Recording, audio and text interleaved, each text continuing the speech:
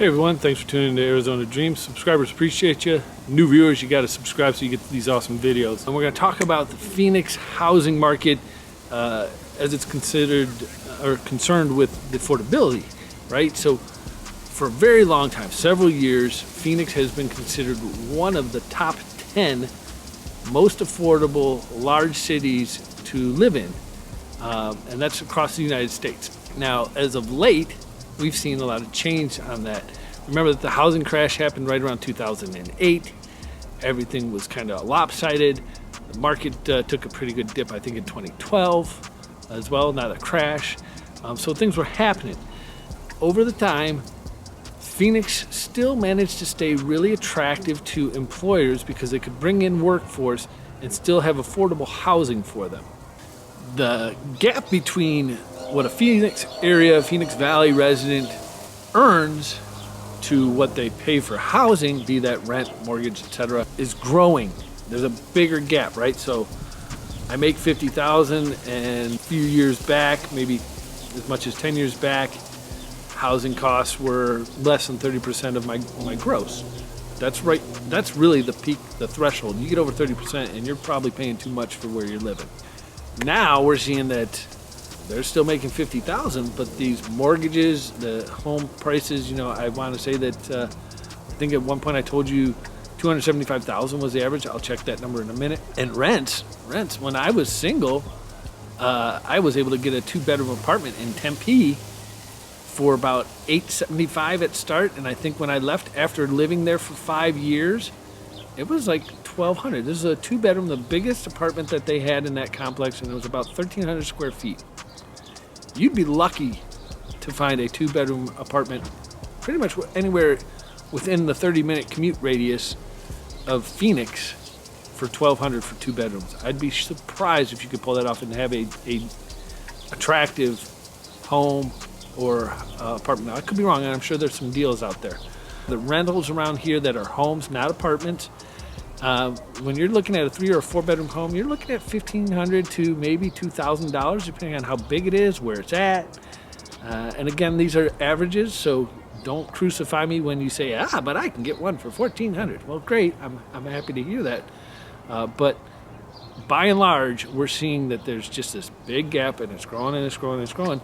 And Phoenix is in danger of losing that title of one of the most affordable cities, definitely in the Southwest. And for a while, like I said, they were in the top 10 for the country. It's 2019, and since 2013, Phoenix housing median home prices, they've risen. And this number is probably pretty astounding to most of you. It certainly shocked me a bit. 44% since 2013. That's how much the median house price has increased. That's 6 years, and we're just halfway through 2019. And the problem is the salaries are not growing with that at that same incremental level. So you're getting people that think about the average worker, right?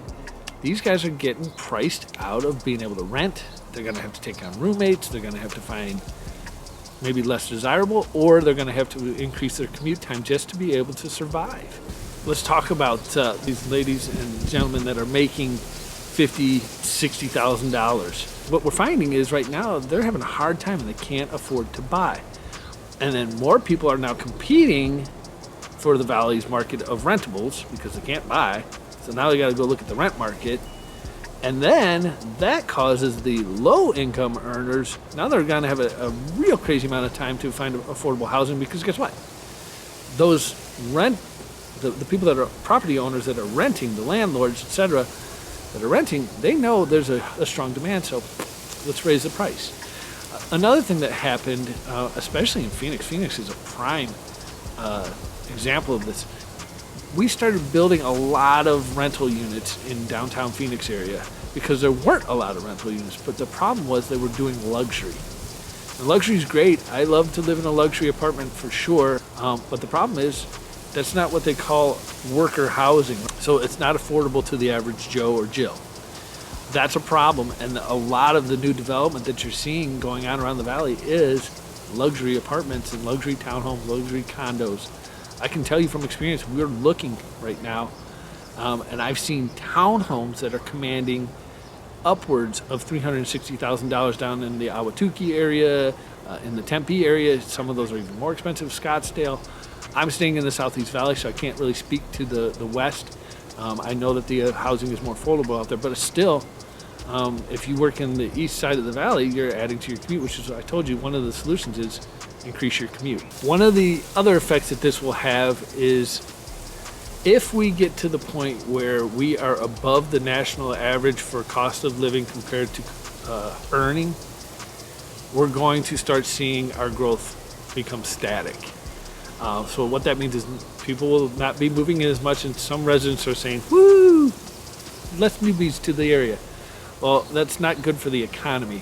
You need that new residents coming in because it stimulates the economy. They're spending, they're putting money back into the economy. That helps local business. That's important. Another driver for why are things happening and why are we seeing this disparity increase between median income and medium affordable housing is a lot of the cities are giving tax breaks to new companies to come in.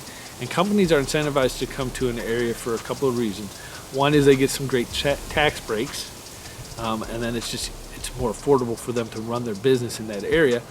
Another one is that there's a plethora of workforce that is available for whatever that skill set is that company requires. And then the last one, and one that a lot of people don't think about, is there's affordable housing for them to move their workers into there and lower their company costs because they're coming to a lower scale economy. A lot of states like California and the West Coast in general, Seattle is another big city that has some very high cost living. So these places are starting to look inwards to the country to see where can we move. And Arizona is a low threat level for natural disasters, right? We face flooding once in a blue moon. We don't have a whole heck of a lot of tornadoes. We don't have a whole heck of a lot of earthquakes. So it's an attractive market for that.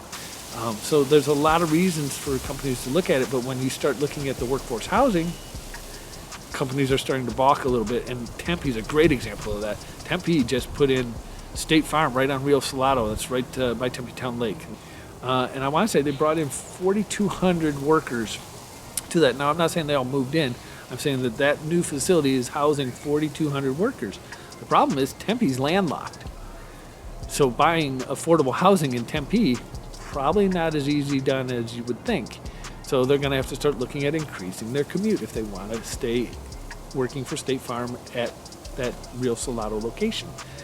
This is common, and Tempe is facing a lot of market boom right now for their business market. But again, they're landlocked, so their residential market, the prices are actually kind of going a little silly and sideways because there's not a lot of new builds happening in Tempe, so there's nothing to drive that. So you're relying on existing homes, and you're relying on that heart of my house is worth this, and I can get this, so I'm not going to come down.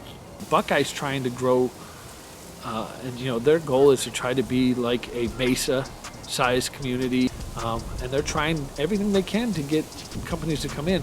And right now, they've got land to spare, and they can probably attract some of that business market out there and be able to build some affordable homes. But they've got to really be cautious because they could end up in the same boat as the rest of the East Valley is, where there's not a lot of new builds unless you go out to like East Mesa or South Gilbert or South Chandler. If you're not catching the drift, you're spreading out. Let's hope that they can figure out some ways to incentivize. Maybe they can start finding ways to raise our median incomes a little bit around the valley. That would be awesome. But also they need to start lowering that affordable housing so that more people can afford to live without having to take on 6 roommates and live in a 2-bedroom house, right? That's an exaggeration. Maybe some people are doing that. Anyways, you know the drill.